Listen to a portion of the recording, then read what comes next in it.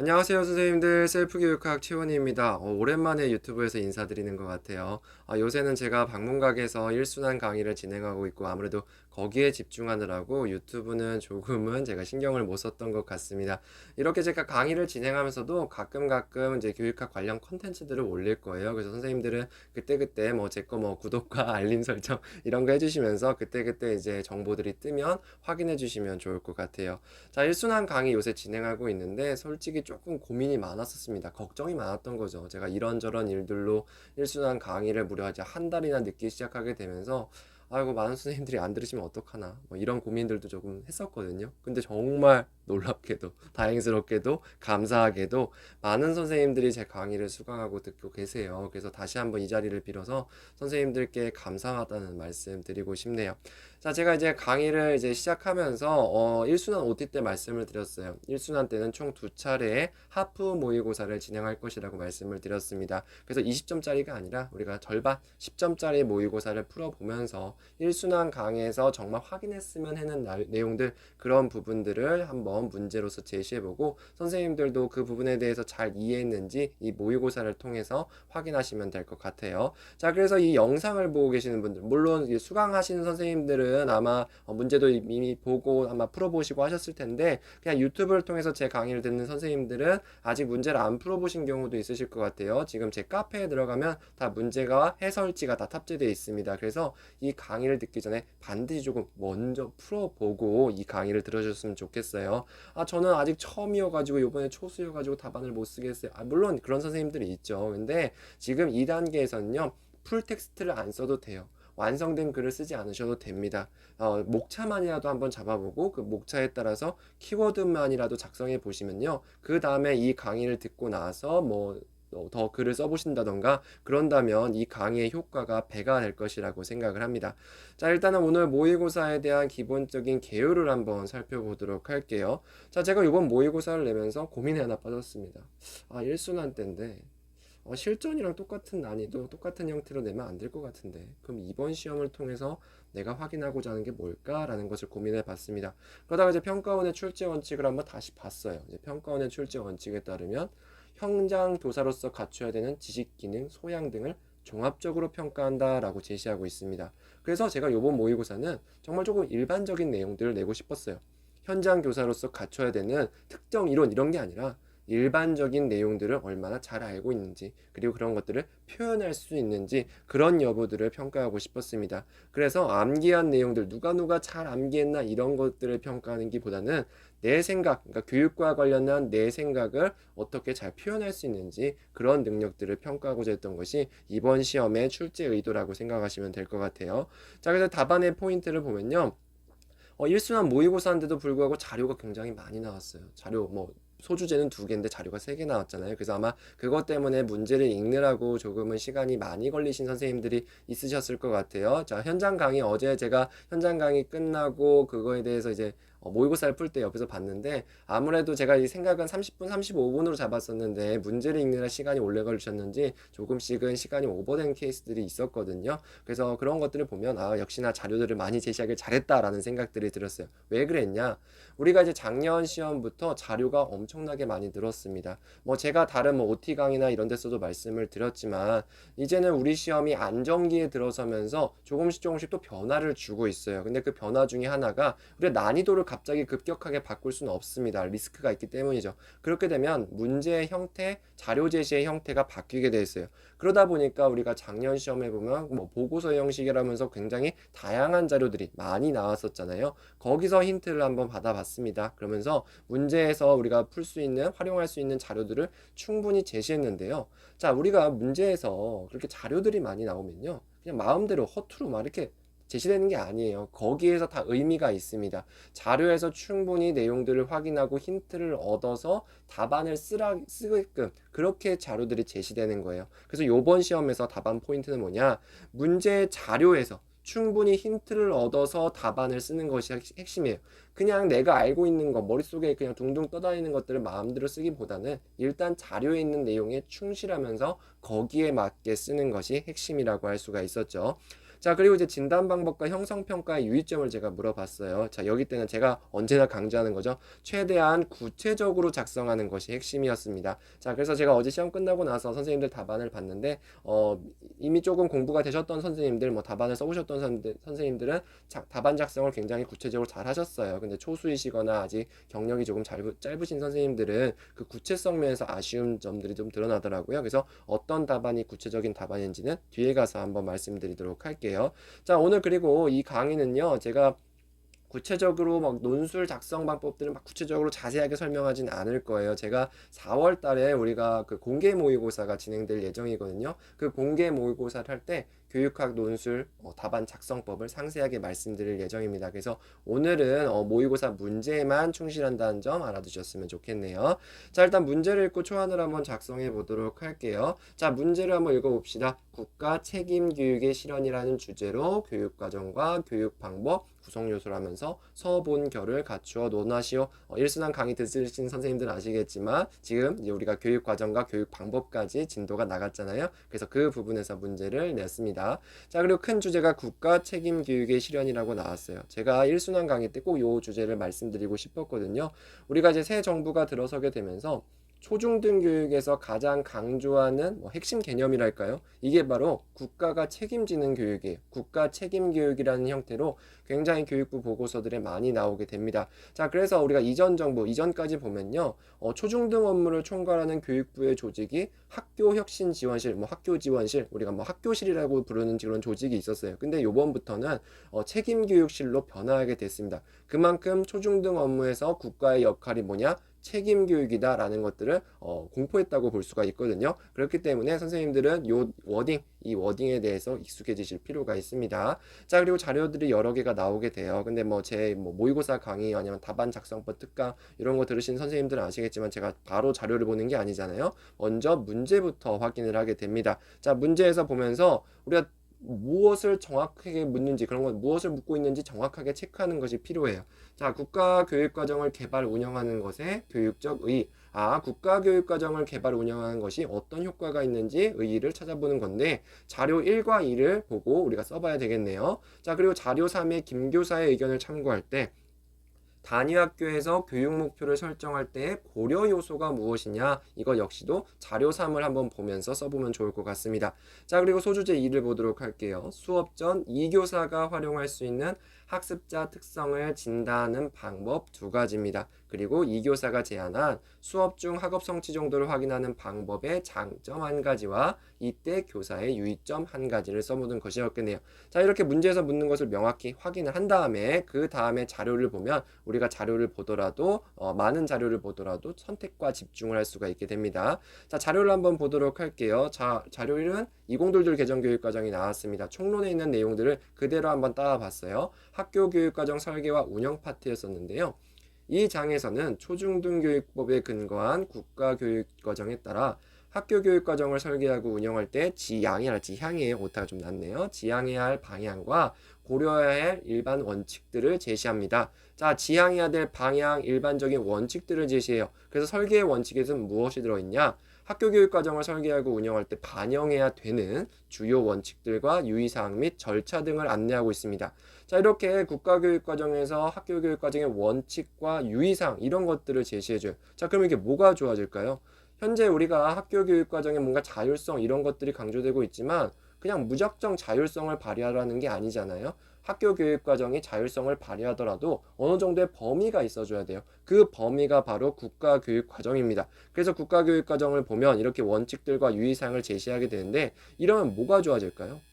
단위 학교들이 우리가 자율적으로 교육과정을 운영하더라도 통일성을 확보할 수가 있게 됩니다. 자, 통일성을 확보하게 되면서 어떻게 되느냐? 내가 도서산간에 있던 도시에 있었던 최대한 양질의 교육을 받을 수가 있게 돼요. 즉, 학교 교육에 있어서 질 제고가 가능하다라는 교육적 의의가 첫 번째 의의라고 생각이 드네요. 자, 두 번째를 보도록 할게요. 모든 학생을 위한 교육 기회의 제공에서는 다양한 특성을 가진 학습자들이 차별을 받지 않고 적합한 교육 기회를 갖게 하는 데 필요한 지원 과제를 안내한다. 자, 위에서 통일성이라고 우리가 뭔가 이념적인 측면에서 제시했어요. 자, 그럼 교육 이념 중에 이렇게 모든 학생을 위한 교육 기회 제공이라는 것과 관련된 교육 이념은 형평성이라고 생각을 할 수 있겠죠. 자, 형평성을 하면서 우리가 뭔가 공평한 교육, 이런 것들, 공정한 교육을 실현할 수 있을 것 같습니다. 자, 그러면 우리가 답을 보면 교육적 의 써줄 수가 있을 것 같아요. 근데 자료 1과 2를 보라고 했었잖아요. 혹시 모르니까 2도 한번 보도록 하죠. 자료 2의 학부모 설문조사를 볼게요. 이건 실제 설문조사는 아니고요. 제가 이번 문제를 만들면서 임의로 만든 겁니다. 2023년 교육부가 가장 역점적으로 추진했으면 하는 정책은 무엇입니까? 1등이 뭐예요? 소외 없는 공평한 교육의 실현이래요. 자, 그러면 우리가 여기서 아까 형평성이라고 제가 이게 생각을 했잖아요. 자, 형평성으로 써줘도 돼요. 그러면서 국가 책임 교육 얘기를 써도 되지만 자료에 있는 내용 활용하자고요. 소외 없는 공평한 교육의 실현이 우리가 하나의 교육적 의, 두 번째가 되는 겁니다. 첫 번째는 아까 학교 교육의 질 제고가 됐었던 거고, 두 번째 교육적 의의는 바로 소외 없는 공평한 교육 실현, 바로 이것들을 써주면 되겠죠. 자, 그리고 이제 김 교사의 얘기를 참고하면서 단위 학교에서 교육 과정을 설계하고 운영할 때 교육 목표 설정 시에 고려 사항을 쓰라는 거였습니다. 자, 김 교사를 한번 보도록 할게요. 자, 먼저 근데 우리가 제가 강의 때 일순환 강의 때 말씀을 드렸죠. 교육 과정하면 머릿속에 바로 떠올려야 되는 세 가지 요소가 있다고 했어요. 바로 뭐예요? 교과, 그다음에 학습자, 그리고 사회예요. 자, 우리가 교육 과정은요. 사회에서 필요로 하는 인재를 육성하는 거예요. 그러다 보면 교과의 중요한 내용 반영돼야 되고요. 학습자의 특성을 반영해야 됩니다. 그리고 사회에서 필요로 하는 거, 요구사항 이런 것들이 반영이 돼요. 그렇기 때문에 교육과정 하면 이 세 가지 요소를 반드시 떠올려줘야 돼요. 그래서 이런 것들이 교육 목표에도 반영이 되겠죠. 근데 김 교사의 얘기를 한번 봅시다. 책임 교육이란 누구나 사회에서 필요로 하는 인재로 성장시킬 수 있다는 의지라고 생각합니다. 따라서 단위 학교의 교육 목표에도 이러한 책임 교육의 의미가 반영되었으면 하네요 라고 얘기하고 있어요. 자, 여기서 누구나 사회에서 필요로 하는 것이 바로 책임 교육이라고 김 교사가 정의하고 있네요. 자, 그러면 우리가 교육 목표 설정 시 무엇을 반영하게 됐어요? 누구나 바로 학습자 측면을 반영해야 되겠고, 사회에서 필요로 하는 인재로 성장시켜야 됩니다. 그럼 사회의 요구를 우리가 알아야 되겠죠. 아, 그렇다면 교육 목표를 설정할 때 고려 요소 두 가지는 사회적인 것들, 학습자적인 측면을 우리가 고려해 줘야 되는 겁니다. 자, 그러면 우리가 첫 번째 소주제, 이거는 바로 문제를 풀 수 있겠네요. 아까 국가교육과정을 개발, 운영하는 것의 교육적인 의의 첫 번째가 뭐였었어요?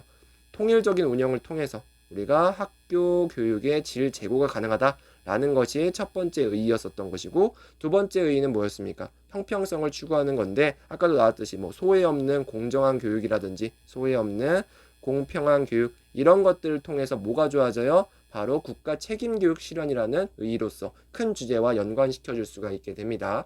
자, 자료 3의 김 교사의 의견을 참고할 때 단위 학교에서 교육 목표 설정 시 고려사항 아까 뭐였나요? 누구나 사회에서 필요로 하는 인재로 성장하게 됩니다. 그렇기 때문에 우리가 먼저 학습자의 특성을 고려를 하면서 우리가 교육 목표를 설정해야 되고요. 그 다음에 사회의 요구사항이 뭔지 그런 것들을 파악해야 되겠죠. 그래야지만 사회에서 필요로 하는 인재가 누구인지 어떤 모습인지 우리가 교육 목표에 반영할 수가 있게 됩니다. 자, 두 번째 우리가 이제 수업 전 이 교사가 활용할 수 있는 진단평가 방법 이런 것들 한번 보러 갑시다. 자, 이 교사가 얘기해요. 자, 책임 교육은 학습자를 정확하게 이해하는 것으로부터 출발합니다. 따라서 수업 전에 학습자의 전인적인 측면들을 분석해야 하는 것이죠. 또한 수업 중에는 질의응답 등을 통해서 수시로 학습자의 학업 성취 정도를 확인하고요. 그 정도에 따라서 후속 지원을 해야 될 것입니다. 라고 얘기하고 있어요. 자, 수업 전에 학습자를 잘 진단해 줘야 되는 거예요. 자, 제가 강의 때 진짜 입에 뭐라고 해야 될까요? 귀가 아프도록 제가 설명하는 거 있잖아요. 학습자를 정확하게 이해한다는 건 뭐라고 했습니까? 학습자의 머리를 잘 이해하고 학습자의 마음을 잘 이해해야 되는 거예요. 학습자의 머리, 선수학습 수준, 지능과 관련된 부분입니다. 우리가 고상한 말로 인지적 측면이라고 하죠. 학습자의 마음, 학습자의 뭐 동기라든지 태도라든지 뭐 이런 것들이에요. 이런 것들 우리가 고상한 말로 뭐라고 해요? 정의적 측면이라고 합니다. 자, 즉 여기서 보면 또 학습자의 전인적 측면을 분석해야 된다고 했잖아요. 자, 그러면 우리가 수업 전에 학습자의 특성을 분석하는 방법은 이렇게 학습자의 머리의 측면을 잘 이해하는 방법, 마음의 측면을 잘 이해하는 방법이어야 합니다. 근데 우리가 그냥 인지적 측면을 분석한다, 정의적 측면을 분석한다, 이거는 구체적인 방법이 전혀 아니라고 제가 말씀을 드리잖아요. 자, 우리가 정의적인 측면을 분석하기 위해서는 어떤 것들을 해요? 학습자의 뭔가 성격이라든지 태도라든지 동기라든지 이런 것들을 우리가 관찰을 하거나 면담을 하죠. 자, 이런 구체적인 방법들이 들어가줘야 됩니다. 자, 인지적인 측면들, 이런 것들을 우리가 어떻게 주로 진단해요? 진단평가 있잖아요. 가장 쉬운 거. 진단평가를 하면 학습자의 선수학습 수준들을 가볍게, 간단하게 확인할 수가 있게 됩니다. 자, 그리고 이 교사가 제안한 수업 중 학업 성취 정도를 확인하는 방법, 질문을 한다고 했잖아요. 질문. 일종의 뭐 형성평가라고 할 수 있어요. 이렇게 형성평가의 장점, 질문하기의 장점, 이런 것들을 하면 뭐가 좋아집니까? 학습자의 현재 수준, 학습자의 성취 정도를 바로바로 확인할 수가 있게 돼요. 성취 정도, 즉각적 확인. 그러면서 즉각적 피드백도 가능하게 되겠죠. 그렇게 되면 우리가 뭐가 좋아집니까? 학생들에게 보충학습의 기회를 제공하면서 우리가 맞춤형 교육을 실현할 수가 있게 돼요. 바로 책임 교육 중에 하나가 이런 맞춤형 교육인데 우리가 질문하기나 형성평가 이런 것들을 통해서 학습자 맞춤형 교육 실현이 가능하다는 그런 장점이 있겠죠. 맞춤형 교육 가능. 자, 이때 교사의 유의점이 뭐냐라고 하면 형성평가 질문하기의 장점들 선생님들 누구나 다 알고 계세요. 자, 근데 누구나 다 알고 있으니까 장점 좋은 거 나오니까 이것들을 수업 중에 너무 많이 합니다. 수업 중에 너무 많이 하다 보니까 너무 자주 하면요. 어떤 것들이 발생하겠어요? 선생님이 뭔가 질문하려고 치면 아이들이 긴장하게 됩니다. 즉, 여기에 평가, 이것들 중에 평가잖아요. 평가에 대한 피로감이 발생할 수가 있어요. 선생님이 입만 떼면 얘가 무서운 거예요. 자, 그리고 두 번째 뭐냐? 이쯤에서는 수업을 빨리빨리 치고 나가야 되는데 계속해서 선생님이 질문한단 말이에요. 그렇게 되면 어떻게 되겠습니까? 수업이 지연돼요. 수업의 지연. 자, 평가에 대한 피로감, 수업의 지연 이런 것들이 되면 결국에는 우리가 목표 달성을 저해하게 됩니다. 그러면 책임교육 실현도 어려워질 수가 있게 되겠죠. 자, 책임교육이라고 하니까 뭔가 형평성 추구 뭐 이런 것들만 알고 계실 수가 있는데 책임교육이라는 말은 굉장히 큰 범위네요.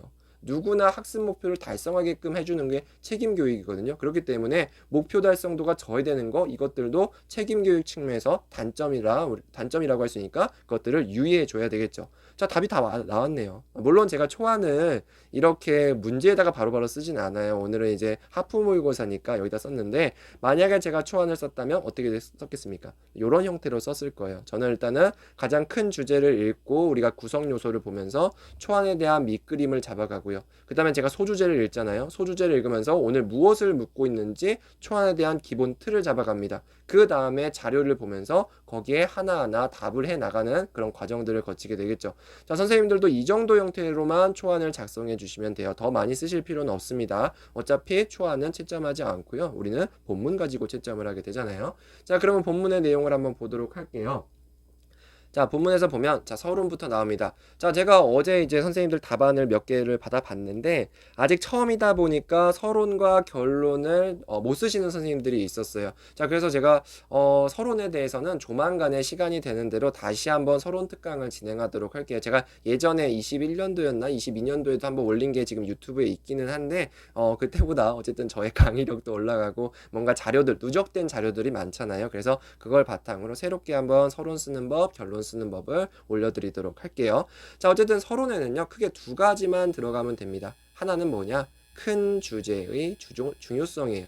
자, 우리가 2020학년도부터 했나요? 무조건 이제 큰 주제가 나오게 되는데 그 주제는 현재 가장 강조되는 교육 패러다임과 연관된 주제가 나옵니다. 중요한 주제가 나오게 돼요. 자, 그래서 그런 중요한 주제를 우리가 서론에서 한번 언급하는 겁니다. 한 줄 정도면 충분해요. 왜 그 주제가 중요한지 이러이러한 측면에서 중요합니다 라고 간단하게 언급해 주면 됩니다. 그 다음에 써줄 내용이 뭐냐? 그 중요한 주제에 대해서 나는 어떠한 방향으로 글을 쓸 것이냐? 바로 글의 방향을 제시해 주면 돼요. 자, 근데 우리 시험은 굉장히 친절하게도 글의 방향을 미리 제시해 주죠.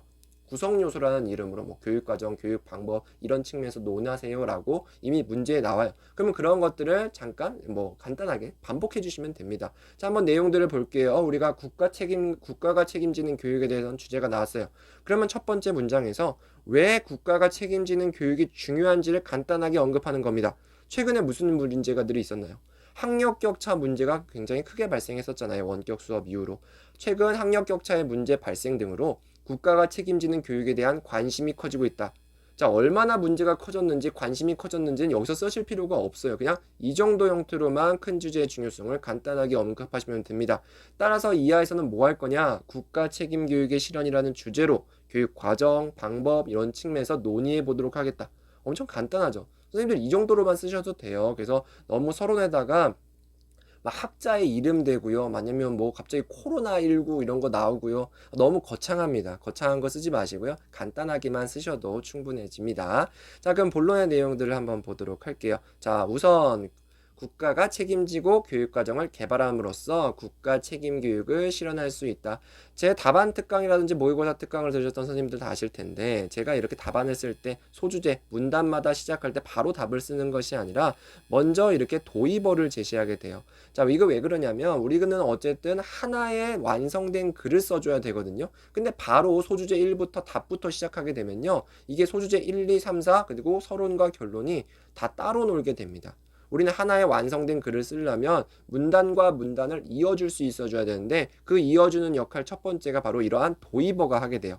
첫 번째에서는 우선 쓰거나 먼저라던가, 그 다음부터는 뭐 다음으로, 이어서, 마지막으로 이러한 도입어들을 써주시면 돼요. 자, 그 다음에 큰 주제와의 연계성을 확보하기 위해서 소주제와 큰 주제를 한 번씩 언급해 주는 거예요. 자, 한번 보도록 할게요. 국가가 책임지고 교육과정을 개발하면서, 우리가 교육과정 개발과 관련된 문항이 나왔잖아요. 그러면서 책임교육과 연계시켜 주는 겁니다. 이런 것들을 우리가 도입 문장이라고 하는 거예요. 자, 이거를 이제 마지막에 쓰시는 선생님들이 있어요. 자, 마지막에 써도 되고요, 앞에 써도 됩니다. 그냥 저는 습관적으로 앞에 쓰는 게 저는 좀 더 좋더라고요. 그래서 이렇게 앞에 써줍니다. 자, 그 다음에 바로 답을 시작하는 거죠. 국가교육과정을 개발 운영하는 것의 교육적 의료는 무엇이 있느냐?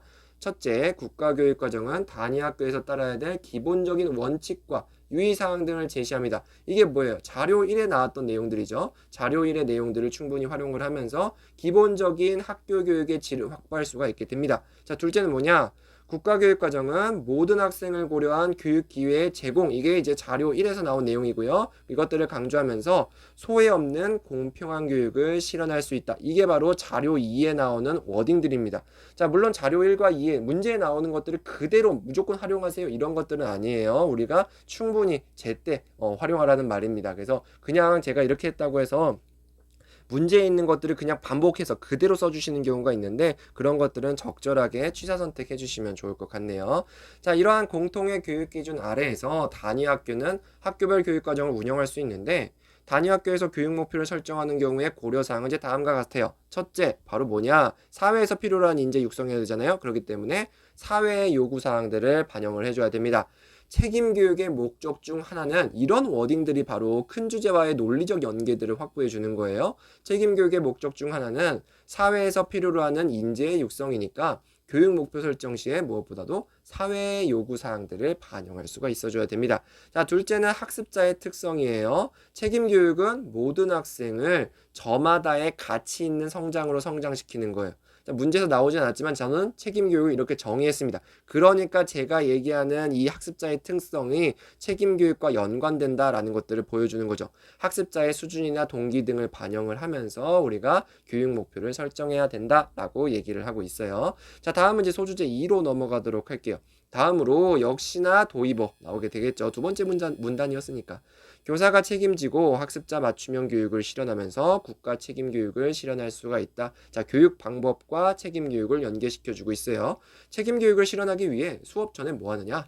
학습자 특성을 진단하는 방법으로서, 방법이에요. 학습자 특성의 내용이 아니라 방법이었어요. 첫째, 진단 평가를 통해 학습자의 선수학습 수준, 지능 등 인지적 측면들을 진단한다. 둘째, 관찰과 면담 등을 통해서 학습자의 적성, 성격, 동기, 태도와 같은 정의적 측면을 진단한다라고 얘기하고 있습니다.